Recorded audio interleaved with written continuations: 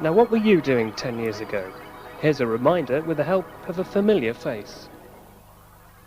Hello, I'm Kathy Rochford. I've been a guest in your sitting room presenting your local news for the last 10 years. Stay with me for the next 30 minutes and we'll meet again. The determined grandmother who humbled the law. We want to thank you all for your support all these many years, all of you. Share the joy as a kidnapped baby is reunited with her parents. To all of you for all the help. We couldn't have got her back without you. Tonight we're looking at the life of your local news programme and the stories that touched your lives. Someone could just walk in and walk out with the baby. Was that baby Abby? Yeah. Oh, biochildminder found her. Rain and floods. Oh yes, I'd love to talk about politics. The miners not having jobs and things like that. That was sad. Sporting. We've got to think of Brian. Brian Clough.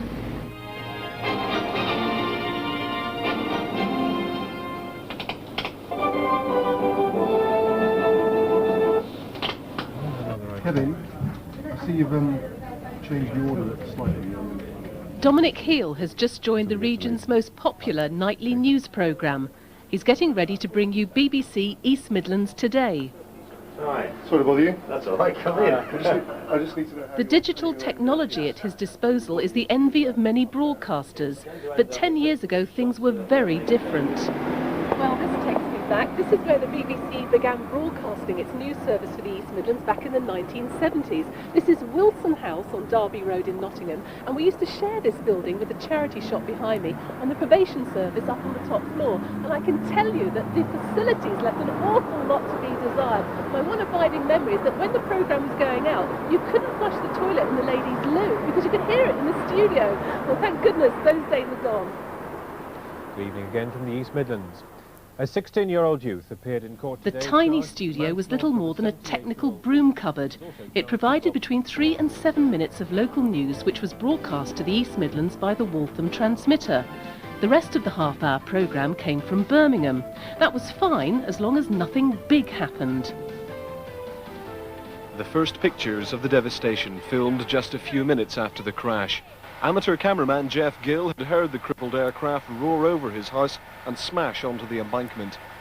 It's now more than 5 hours since the Boeing 737 came down on the embankment behind me, splitting into 3 sections, and incredibly survivors are still being pulled from the wreckage.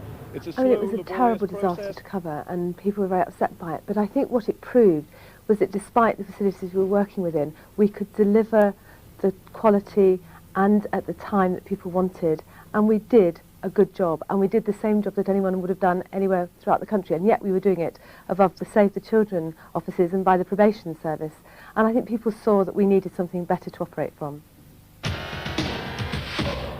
Announcing a new programme from the BBC for the people of the East Midlands.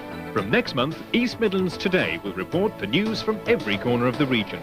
It's a new service, meaning more local news. Those early trails might sound now as if they've dropped out of a Harry Enfield sketch, but at the time they heralded an exciting expansion. BBC bosses had woken up to the fact that viewers in the East Midlands deserved a better local news service. With a new building came more journalists and camera crews, bigger production and technical teams, and a full 27 minutes of airtime. It's your news programme.